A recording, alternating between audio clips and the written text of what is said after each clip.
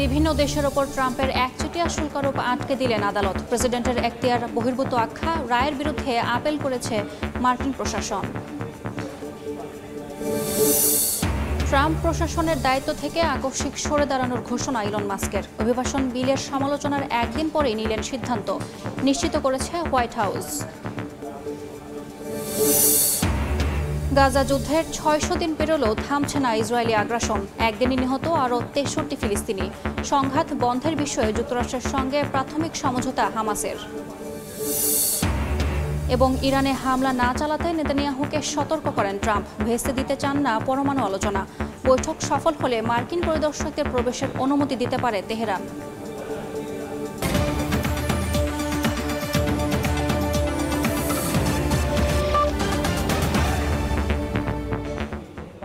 আন্তর্জাতিক সময়ের সঙ্গে আছি আমি ইয়াসমিন অনন্যা। বিভিন্ন দেশের ওপর মার্কিন প্রেসিডেন্ট ডোনাল্ড ট্রাম্পের শুল্ক নীতি আটকে দিয়েছেন দেশটির একটি আদালত। কোর্ট অফ ইন্টারন্যাশনাল ট্রেডের রায়ে বলা হয়, যে জরুরি আইন দেখিয়ে হোয়াইট হাউস এই শুল্ক আরোপের পদক্ষেপ নিয়েছে তা প্রেসিডেন্টকে একচেটিয়াভাবে বিশ্বের প্রায় সব দেশের পণ্যে শুল্ক বসানোর এখতিয়ার দেয় না।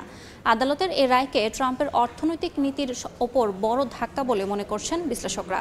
তবে রায়ের বিরুদ্ধে আপিল করেছে ট্রাম্প প্রশাসন।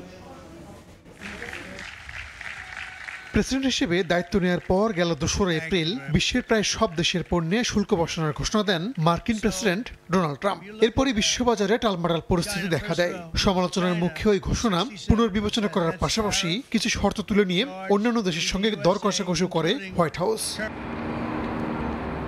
স্থানীয় সময় বুধবার বড় একটা ধাক্কা খেয়েছেন প্রেসিডেন্ট ট্রাম্প। বিশ্বজুড়ে ব্যাপক হারে শুল্ক আরোপের যে পদক্ষেপ তিনি নিয়েছিলেন তা আটকে দিয়েছেন ম্যানহাটনের কোর্ট অফ ইন্টারন্যাশনাল ট্রেড। একই সঙ্গে চীন, মেক্সিকো, কানাডার উপর ট্রাম্প প্রশাসন আলাদাভাবে যে শুল্ক আরোপ করেছিল তাও স্থগিত করেছেন আদালত। রায়ে বলা হয়, যে জরুরি আইনের অজুহাত দেখিয়ে হোয়াইট হাউস এই শুল্ক আরোপ করেছে, সেই আইন যুক্তরাষ্ট্রের প্রেসিডেন্টকে একচেটিয়াভাবে বিশ্বের প্রায় সব দেশের পণ্যে শুল্ক বসানোর এখতিয়ার দেয় না। আদালত আরও জানান, মার্কিন সংবিধান অনুযায়ী যুক্তরাষ্ট্রের অর্থনীতিকে রক্ষা করার জন্য প্রেসিডেন্টের চেয়ে কংগ্রেসের ক্ষমতা বেশি। আদালতের এই রায়কে ট্রাম্পের অর্থনৈতিক নীতির উপর বড় ধাক্কা বলে মনে করছেন বিশ্লেষকরা। যদিও কয়েক মিনিটের মধ্যেই রায়ের বিরুদ্ধে আপিল করেছে ট্রাম্প প্রশাসন। হোয়াইট হাউস জানায়, প্রেসিডেন্ট ট্রাম্প দেশকে এগিয়ে নেওয়ার অঙ্গীকার করেছেন। তার প্রশাসন প্রতিটি নির্বাহী ক্ষমতা কাজে লাগিয়ে সংকট মোকাবেলা ও যুক্তরাষ্ট্রকে শক্তিশালী করতে প্রতিশ্রুতিবদ্ধ। এদিকে আদালতের রায়ের পর এশিয়ার শেয়ার বাজার চাঙ্গা হয়। মার্কিন শেয়ার বাজারেও এই রায়ের প্রভাব পড়েছে। শেয়ারের দাম বাড়ার পাশাপাশি বিভিন্ন মুদ্রার বিপরীতে মার্কিন ডলার শক্তিশালী হয়েছে। রাহানুল রানা, সময় সংবাদ। যুক্তরাষ্ট্রের প্রেসিডেন্ট ট্রাম্পের প্রশাসনে সরকারি খরচ কমানোর দায়িত্বে থাকা ইলন মাস্ক তার পদ থেকে সরে দাঁড়িয়েছেন। ট্রাম্পের অভিবাসন নীতির নতুন বিলের কড়া সমালোচনার একদিন পরই দায়িত্ব থেকে সরে দাঁড়ানোর ঘোষণা দিলেন। ইলন মাস্কের পদত্যাগের বিষয়টি নিশ্চিত করেছে হোয়াইট হাউস।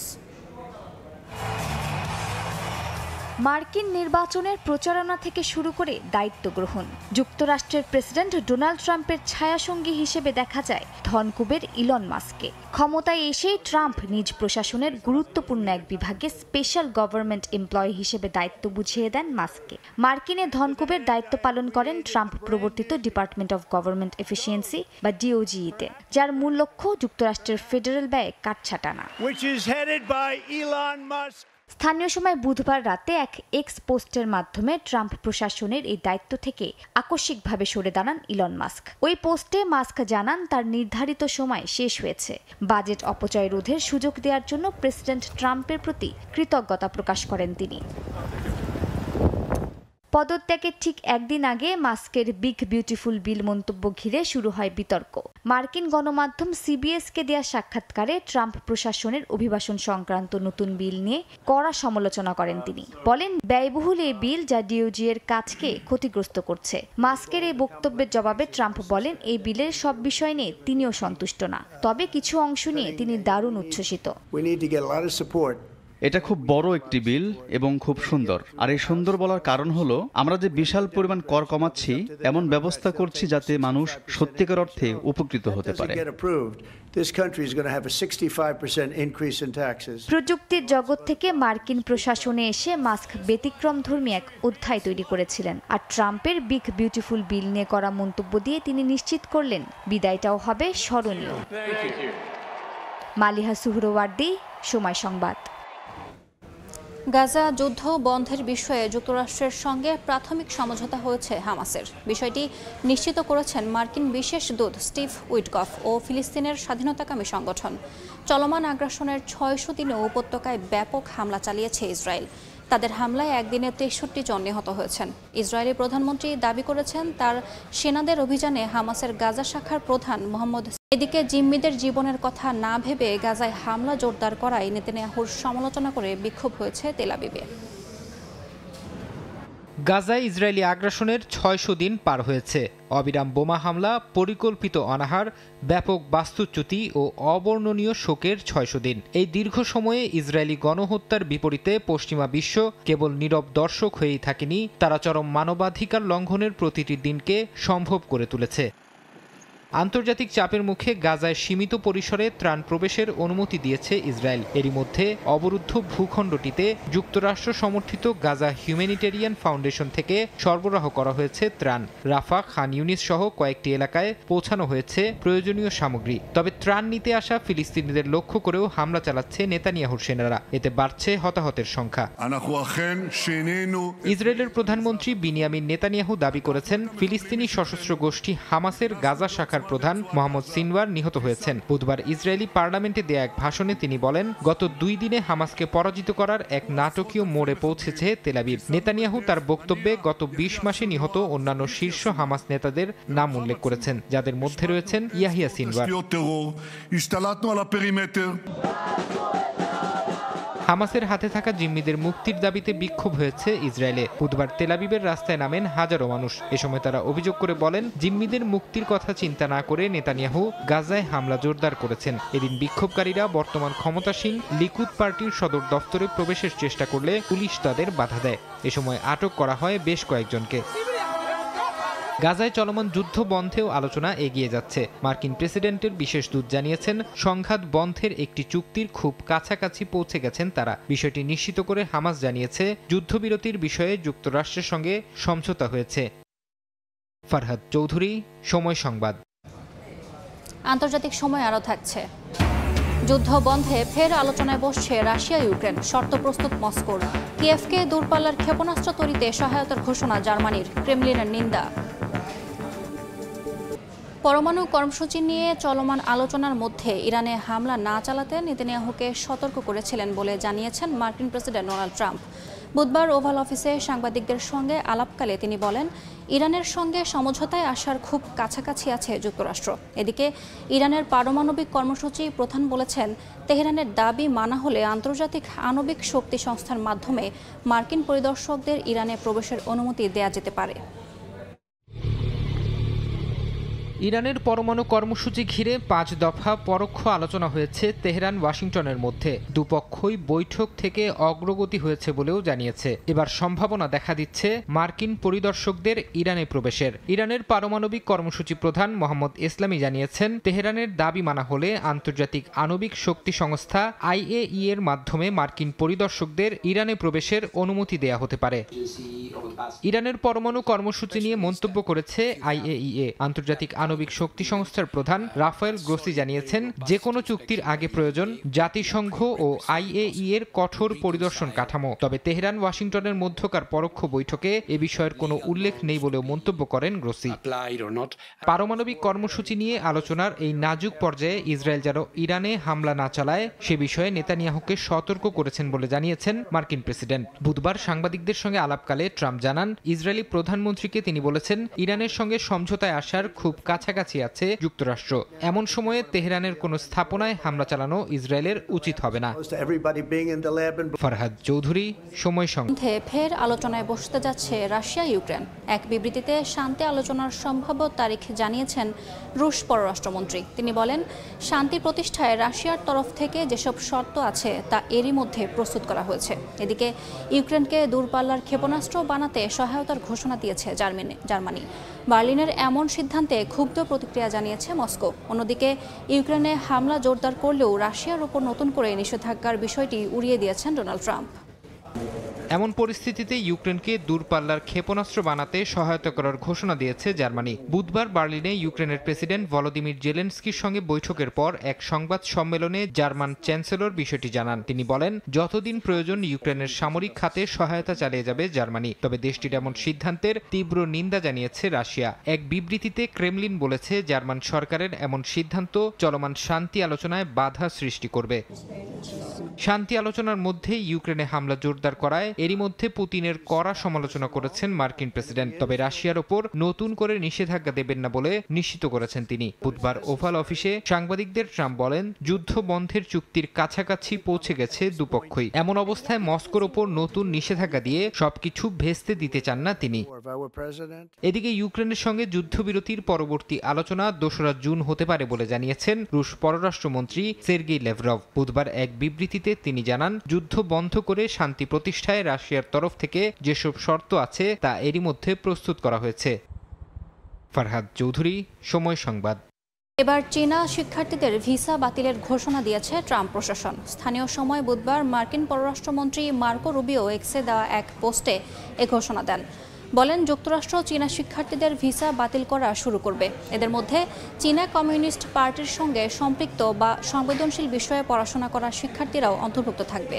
মার্কিন পররাষ্ট্র দফতরের এক বিবৃতিতে বলা হয়, চীনা শিক্ষার্থীদের ভিসা বাতিলের জন্য ট্রাম্প প্রশাসনের পররাষ্ট্র দপ্তর হোমল্যান্ড সিকিউরিটি বিভাগের সঙ্গে কাজ করবে।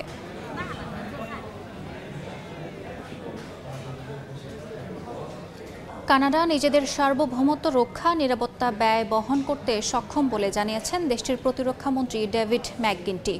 যুক্তরাষ্ট্রের 51তম অঙ্গরাজ্য হলে কানাডা বিনামূল্যে গোল্ডেন ডোম ক্ষেপণাস্ত্র প্রতিরক্ষা ব্যবস্থার অংশ হতে পারবে। ট্রাম্পের এমন মন্তব্যের জবাবে এই মন্তব্য করেন তিনি। এ সময় বিদেশি চাপে নয়, বরং নিজস্ব সিদ্ধান্তেই অটোয়ার প্রতিরক্ষা নীতি চলবে বলেও সতর্ক করেন ম্যাকগিন্টি। এবার যুক্তরাষ্ট্রের ক্ষেপণাস্ত্র প্রতিরক্ষা ব্যবস্থা গোল্ডেন ডোম নিয়ে ওয়াশিংটন অটোয়া নতুন করে উত্তেজনা দেখা দিয়েছে। কানাডা যুক্তরাষ্ট্রের 51তম অঙ্গরাজ্য হিসেবে যোগ দিলে এই ক্ষেপণাস্ত্র প্রতিরক্ষা সিস্টেম বিনামূল্যে দেয়া হবে। গেল বুধবার ট্রুথ সোশ্যালে পোস্ট করা এক বার্তায় অটোয়াকে এই প্রস্তাব দেন ডোনাল্ড ট্রাম্প। মার্কিন প্রেসিডেন্ট আরও উল্লেখ করেন, কানাডা যদি আকর্ষণীয় এই প্রস্তাব ফিরিয়েও দেয়, তবুও দেশটি এই প্রতিরক্ষা সিস্টেমের অংশ হতে পারবে। তবে এর জন্য দেশটিকে ব্যয় করতে হবে $6,100 কোটি। ট্রাম্পের এমন মন্তব্যের নিন্দা জানিয়েছেন কানাডার প্রতিরক্ষা মন্ত্রী ডেভিড ম্যাকগিন্টি। কানাডা নিজের সার্বভৌমত্ব রক্ষা নিরাপত্তা ব্যয় বহন করতে সক্ষম বলে উল্লেখ করেন তিনি। বলেন, বিদেশি চাপ দেশটির প্রতিরক্ষা নীতি। এ সময় সাংবাদিকদের এক প্রশ্নে ম্যাকগিন্টি জানান, $61 বিলিয়ন হিসেব নিয়ে কোনো মন্তব্য করতে রাজি নন তিনি। দেশটির আসন্ন বাজেটে বিস্তারিত পরিকল্পনা থাকবে বলে ইঙ্গিত দেন ম্যাকগিন্টি। গত সপ্তাহে গোল্ডেন ডোম নামে নতুন ক্ষেপণাস্ত্র প্রতিরক্ষা ব্যবস্থার পরিকল্পনা ঘোষণা করেন ট্রাম্প। 2029 সালে তার প্রেসিডেন্টের মেয়াদ শেষ হওয়ার আগেই এটি চালু হবে বলে জানান। এটি তৈরি করতে প্রাথমিকভাবে প্রায় $17,500 কোটি খরচ হতে পারে। এই ব্যবস্থা সর্বাধুনিক এবং যুক্তরাষ্ট্রের ভূখণ্ডের বাইরেও বিশাল অঞ্চল জুড়ে নিরাপত্তা পরিষেবা দিতে সক্ষম। প্রতিবেশী দেশগুলো চাইলে অর্থের বিনিময়ে এই প্রতিরক্ষা সিস্টেমের পরিষেবা নিতে পারবে বলে উল্লেখ করেন ট্রাম্প। রাইসা জান্নাত, সময় সংবাদ। দেখছেন আন্তর্জাতিক সময়। নিম্নচাপ থেকে গভীর নিম্নচাপে পরিণত হয়ে ওড়িশা পশ্চিমবঙ্গের উপকূল দিয়ে ধেয়ে আসছে প্রবল ঝড়। কয়েকদিন আগেই দক্ষিণ বঙ্গোপসাগরে সৃষ্টি হয় এই নিম্নচাপের। প্রবল এই ঝড়ে ঘন্টায় 45 থেকে 70 কিলোমিটার বেগে হাওয়া বইতে পারে। সঙ্গে বজ্রপাত ও উপকূলে জলোচ্ছ্বাসের সতর্কতাও জারি রয়েছে। কলকাতা থেকে বিস্তারিত জানাচ্ছেন সুব্রত আচার্য। গভীর নিম্নচাপের প্রভাবে উত্তাল উপকূলীয় এলাকা। প্রবল ঝড় বৃষ্টির পূর্বাভাসের পর সতর্কতা জারি করেছে পশ্চিমবঙ্গ প্রশাসন। রাজ্যের উপকূলবর্তী 4 জেলা পূর্ব ও পশ্চিম মেদিনীপুর, উত্তর ও দক্ষিণ 24 পরগনায় কোথাও কমলা তো কোথাও আবার হলুদ সতর্কতা জারি করে সমুদ্র তীরবর্তী ঝুঁকিপূর্ণ এলাকায় থাকা নাগরিকদের নিরাপদ স্থানে সরিয়ে নেওয়া হয়েছে। রাজ্যের দুর্যোগ মোকাবেলা দলের সদস্যরা মাইকিং করে সবাইকে নিরাপদ স্থানে সরে যাওয়ার নির্দেশনা দিচ্ছেন। শুধু উপকূলবর্তী জেলাগুলোতেই নয়, রাজ্যের 70% জেলাতেই এই নিম্নচাপের প্রভাবে বৃষ্টিপাত হবে। এদিকে প্রবল ঝড় বৃষ্টির আশঙ্কায় প্রহর গুনছেন উপকূলীয় বাসিন্দারা। এরই মধ্যে মাটি ও বাঁশ দিয়ে তৈরি করা বাঁধ বহু জায়গায় ভেঙে জল ঢুকতে শুরু করেছে। ঝড়ে বাকি বাঁধও ভেঙে যাওয়ার আতঙ্কে ভুগছেন স্থানীয়রা। সুব্রত আচার্য, সময় সংবাদ, কলকাতা। যুক্তরাষ্ট্রের ওকলাহোমা অঙ্গরাজ্যে ভয়াবহ বজ্রঝড় হয়েছে, জারি করা হয়েছে সতর্কতা। দেশের আবহাওয়া বিভাগ জানায়, স্থানীয় সময় বুধবার রাতে বজ্রঝড়ের কবলে পড়ে অঙ্গরাজ্যটি। কিছু এলাকায় শিলা পড়তে পারে বলে পূর্বাভাস দেওয়া হয়েছে। এছাড়া ঘন্টায় 70 মাইল গতিতে ঝড়ো বাতাস বইতে পারে বলেও সতর্ক করা হয়েছে। এলিস, রজার মিলস, কাস্টার ও ডিইউই কাউন্টিতে জারি করা হয়েছে সতর্কতা। নিরাপদ আশ্রয়ে থাকার পরামর্শ স্থানীয় কর্তৃপক্ষের। দেখছেন আন্তর্জাতিক সময়। ভয়াবহ দাবানলের কবলে কানাডার সাসকাচুয়ান ও ম্যানিটোবা অঙ্গরাজ্য। স্থানীয় সময় বুধবার অঙ্গরাজ্যগুলোয় দাবানল ছড়িয়ে পড়ে। ম্যানিটোবা অঙ্গরাজ্যে জরুরি অবস্থা জারি রয়েছে। আগুন নিয়ন্ত্রণে আপ্রাণ চেষ্টা চালাচ্ছেন দমকল কর্মীরা। ম্যানিটোবায় প্রায় 17,000 মানুষকে নিরাপদ স্থানে দ্রুত সরিয়ে নেওয়ার চেষ্টা চলছে বলে জানিয়েছে স্থানীয় কর্তৃপক্ষ। এটি ম্যানিটোবার এ যাবৎকালের সবচেয়ে বড় উদ্ধার অভিযান বলে জানানো হয়। এই মুহূর্তে কানাডা জুড়ে 130টি দাবানল সক্রিয় রয়েছে। স্পেনের ক্যানারি দ্বীপে নৌকাডুবিতে 7 অভিবাসন প্রত্যাশীর মৃত্যু হয়েছে। স্থানীয় সময় বুধবার 180 জন অভিবাসী প্রত্যাশী নিয়ে ডুবে যায় ছাদখোলা নৌকাটি। নিহতদের মধ্যে রয়েছে 2 শিশুকন্যা, 1 কিশোরী ও 4 নারী। স্থানীয় গণমাধ্যম জানায়, অতিরিক্ত ভিড়ে ঠাসাঠাসি অবস্থায় থাকা নৌকাটি ডুবে যাওয়ার পরপরই রেডক্রস ও উদ্ধারকর্মীরা দ্রুত উদ্ধার কাজ শুরু করেন। উদ্ধার কাজে সহায়তা করেন স্থানীয় স্কুবা ডাইভ ক্লাবের সদস্যরাও। ঘটনাস্থলে একটি মেডিকেল হেলিকপ্টার পাঠানো হয়। আফ্রিকার পশ্চিম উপকূলের কাছাকাছি অবস্থিত ক্যানারি দ্বীপপুঞ্জ দীর্ঘদিন ধরেই ইউরোপে পৌঁছানোর আশায় মরিয়া অভিবাসীদের জন্য বিপজ্জনক কিন্তু বহুল ব্যবহৃত একটি পথ। চলতি বছর আফ্রিকা থেকে ক্যানারি দ্বীপে আগত অভিবাসীর সংখ্যা কিছুটা কমলেও 2024 সালে এই রুটে প্রাণ হারিয়েছেন অন্তত 4,800 জন। আন্তর্জাতিক সময়ের শীর্ষ সংবাদগুলো জানিয়ে দিচ্ছে আরেকবার। বিভিন্ন দেশের ওপর ট্রাম্পের একচেটিয়া শুল্ক আরোপ আটকে দিলেন আদালত। প্রেসিডেন্টের এখতিয়ার বহির্ভূত আখ্যা, রায়ের বিরুদ্ধে আপিল করেছে মার্কিন প্রশাসন। ট্রাম্প প্রশাসনের দায়িত্ব থেকে আকস্মিক সরে দাঁড়ানোর ঘোষণা ইলন মাস্কের। অভিবাসন বিলের সমালোচনার একদিন পরেই নিলেন সিদ্ধান্ত, নিশ্চিত করেছে হোয়াইট হাউস। এবং গাজা যুদ্ধের 600 দিন পেরোলেও থামছে না ইসরায়েলি আগ্রাসন। একদিনে নিহত আরও 63 ফিলিস্তিনি। সংঘাত বন্ধের বিষয়ে যুক্তরাষ্ট্রের সঙ্গে প্রাথমিক সমঝোতা হামাসের।